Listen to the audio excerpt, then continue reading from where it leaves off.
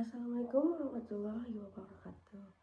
Saya Alifia Ramadhani akan mempresentasikan cara mengelola pasca panen, pengemasan, dan cara penyimpanan, terus pengemasan, dan lain-lainnya. Berikut komunitas petani lada di Lombok, proses pengolahan, pengemasan, dan penyimpanan. Yang pertama, deskripsi komunitas.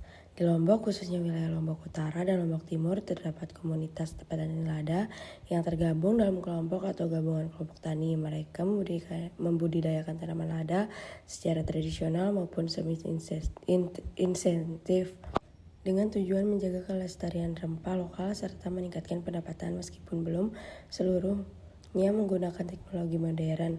Para petani ini saling mendukung dan proses tanam, panen, hingga penjualan hasil. Yang kedua, pengolahan lada. Setelah dipanen, buah lada segera diolah untuk mencegah kerusakan. Umumnya petani memproduksi lada hitam hingga dengan cara menjemur buah lada segar selama 5 hingga 7 hari. Pengeringan ini membuat kulit lada menghitam dan mengeras. Sementara itu, pengolahan lada putih yang dilakukan dengan merendam dan mengupas kulit luar buah masih jarang dilakukan karena proses lebih rumit dan membutuhkan banyak air. Selanjutnya, pengemasan lada. Lada kering biasanya dikemas menggunakan karung goni atau plastik tanpa label standar. Dalam beberapa kasus, kelompok tani yang sudah bermitra dengan koperasi mulai menggunakan kemasan berlabel untuk dijual di pasar lokal. Namun, proses sortir dan pengemasan modern masih terbatas sehingga produk belum seragam dari segi kualitas. Yang keempat, penyimpanan lada. Lada disimpan di dalam karung diletakkan di rumah atau di gudang sederhana. Umumnya, karung ditumpuk di lantai tanpa alas sehingga rentan terhadap kelembapan dan hama gudang. Penyimpanan ideal harusnya dilakukan di ruangan dengan vertikal baik, suhu dan kelembapan terkontrol, serta menggunakan alas seperti rak atau palet yang agar kualitas terjaga. Selanjutnya, data analisis komoditas lada di Lombok. Yang satu, deskripsi umum.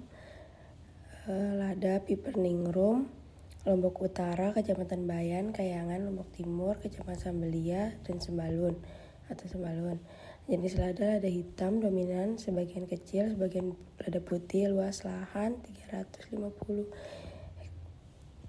Terus produktivitas rata-rata 0,8. Selanjutnya, analisis mutu dan pasca panen. Masalah utamanya pengeringan tidak merata, tidak ada fasilitas pengolahan pasca panen skala kelompok, belum ada kemitraan industri atau ekspor langsung. Berikut data-data di bawah ini. Ada parameternya, kadar air, pengeringan, sortasi, pengemasan, sertifikasi, terus hasil lapangannya 13-17%, dijemur di matahari, manual, campur warna, karung goni, belum ada sertifikasi, terus belum SNI, rentan kontaminasi debu, menurunkan nilai jual, tidak tahan kelembapan, belum memenuhi ekspor premium. Yang selanjutnya, rantai nilai dan harga. Analisisnya, petani hanya mendapatkan kurang lebih 45% dari harga akhir. Tidak ada akses langsung ke pasar luar daerah atau ekspor. Kelembapan petani belum kuat dalam negosiasi.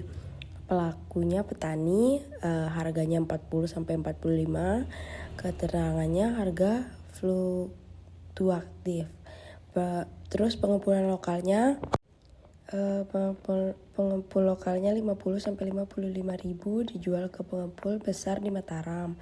Pedagang besarnya 65-70 ribu, dijual ke luar NTB seperti Surabaya dan Jakarta. Dan yang terakhir, pasar ekspor kurang lebih 95-110 belum diakses langsung.